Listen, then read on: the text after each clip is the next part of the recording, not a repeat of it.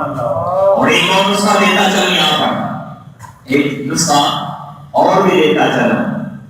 جو بندہ چاہتا ہے میں تو کاروبار کروں اور کاروبار میں نقصان سے بچ جاؤں. جو بندہ چاہتا ہے میں تو کاروبار کروں اور کاروبار میں نقصان سے بچ جاؤں، تو اس کا بھی علماء نے ایک طریقہ لکھا ہے، اور یہی طریقہ میراث المناجی مفتی احمد خان نعیمی رحمۃ اللہ علیہ نے بھی لکھا ہے.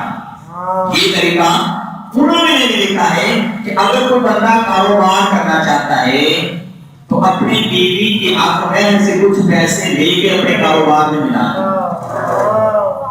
اپنے بیوی کے حق میں سے کچھ پیسے لے کر اپنے کاروبار میں ملا دے، اپنے کام کے اندر ملا دے، تو انشاءاللہ اس کاروبار میں کوئی نقصان نہیں ہوگا.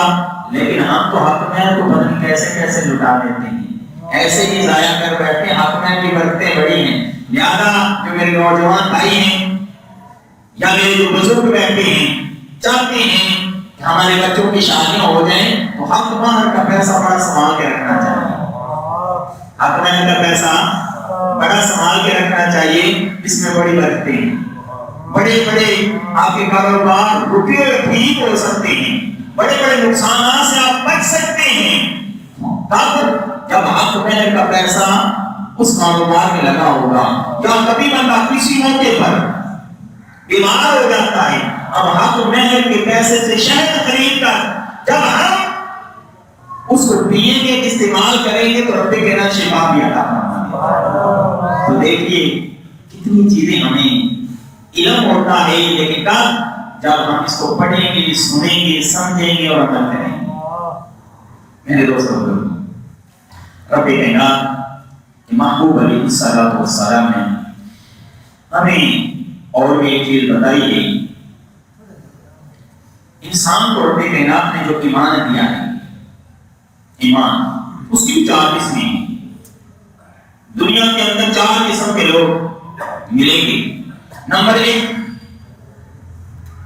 کچھ کو جب پیدا ہوتے ہیں تو پیدا ہوتے ہی مومن ایمان والوں کے گھر میں پیدا ہوتے ہیں، مسلمانوں کے گھر میں پیدا ہوتے ہیں. باپ بھی مسلمان، بیوی بھی یعنی ماں بھی مسلمان، جو پیدا ہوگا وہ بھی مسلمان. اور پھر آگے کچھ بچے ایسے بھی پیدا ہوتے ہیں جن کے ماں باپ دونوں کافر، تو آگے سے وہ بھی کافر رہتا ہے. تیسرا، پہلے جب پیدا ہوتا ہے تو مسلمانوں کے گھروں میں پیدا ہو جاتا ہے، لیکن زندگی گزارتے بہت سے زبان پہ کفریہ کلمات لاتا رہتا ہے، بہت سے کفریہ کلمات بولتا رہتا ہے، اور جب موت کا وقت آتا ہے تو کفر کی حالت میں موت ہو جاتا ہے.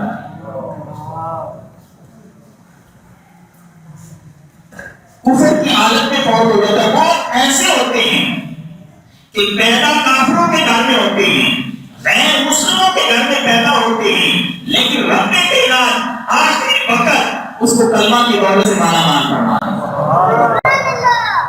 آخری وقت اس کی زبان میں کلمہ جاری ہو جاتا ہے، غیر محبوب کی امتی بن جاتا ہے. اور جب امتی بنتا ہے تو رب کائنات اس کو کلمہ نصیب فرما کے جنت کے بالاخانوں میں جگہ عطا فرماتا.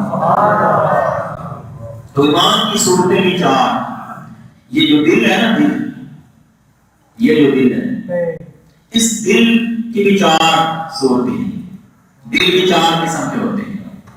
دل بھی 4 قسم کے ہوتے ہیں. مسند امام احمد اس کے اندر یہ حدیث مبارکہ پیارے محبوب علیہ السلام نے فرمائی ہوئی ہے، وہ موجود ہے. اب لمبی وضاحت تو نہیں ہوتی. دل 4 قسم کے ہیں. ایک تو بالکل صاف ستھرا دل ہوتا ہے، روشن چراغ کی طرح، روشن چراغ کی طرح. اور یہ دل ہوتا ہے مومن کا دل. یہ دل ہے مومن کا دل، وہ پکا مومن. اور دوسرا، کسی کا چہرہ نجاست سے غلاظت سے وہ غلافوں میں نت پت ہوتا ہے. آلود ہوتا ہے، گندا ہوتا ہے، وہ ہے کافر کا دل، وہ ہے کافر کا دل۔ تیسرا دل جو الٹ پلٹ ہوتا رہتا ہے، میں پیچھے بھی ایک دفعہ درخت کی مثال دے کر سمجھایا تھا، درخت کے بارے میں کہا تھا، امام سری سختی رحمۃ اللہ علیہ نے فرمایا تھا، پوچھا تھا اے درخت کی شان تو بڑی ہے لیکن تو بتا تو صحیح تو آگ کی غذا کیوں بن جاتا ہے؟ تو اس درخت نے یہ جواب دیا تھا، اصل میرے اندر قوت اتنی نہیں، ادھر سے ہوا چلتی ہے میں ادھر ہو جاتا ہوں، ادھر کی ہوا آتی ہے تو میں ادھر کی ہوا آتی ہے تو میں ادھر چلا جاتا ہوں، یعنی میں پختہ ایک جگہ پہ قائم نہیں رہ سکتا۔ اسی طرح تیسرا انسان کا دل وہ ہے جو منافق ہے، اور پیارے محبوب علیہ السلام کا بخاری شریف کے اندر حدیث مبارکہ کا یہ مفہوم بھی ہے، بدترین انسان وہ ہے جو دو چہروں والا ہے، جو دو چہرے کیسے کہ جب مسلمانوں کے پاس جاتا ہے تو مسلمانوں کو کہتا ہے میں تمہارے ساتھ ہوں، میں تمہارے ساتھ ہوں، اور جب منافقوں کے پاس جاتا ہے تو منافقوں کو کہتا ہے میں ان سے مذاق کر رہا ہوں، میں تمہارے ساتھ ہوں۔ تو یہ ہے الٹ پلٹ دین کرنے والا، ادھر ادھر۔ تو یہ اور چوتھا انسان جو پکا منافق ہے، جو پکا منافق ہے، جس کے دل میں پکا انکار بھرا ہوا ہے، اور رب کائنات کا قرآن بھی فرماتا ہے اذا جاء المنافقون قالوا نشهد انك لرسول الله والله يعلم انك لرسول والله يشهد ان المنافقين لكاذبون۔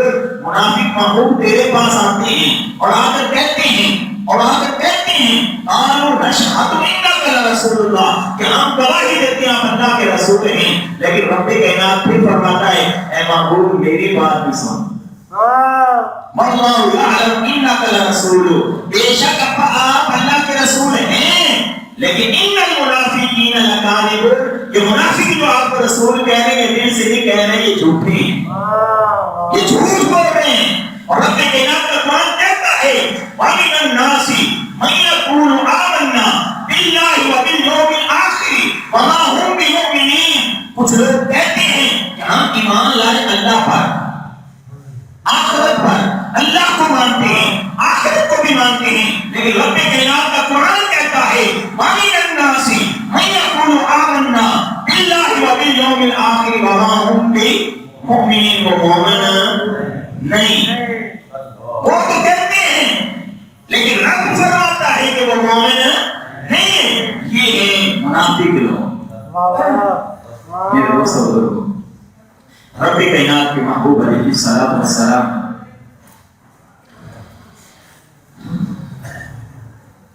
رب کائنات، اچھا یہ انسان، یہ جو انسان ہے، انسان کی منزلیں کتنی ہیں؟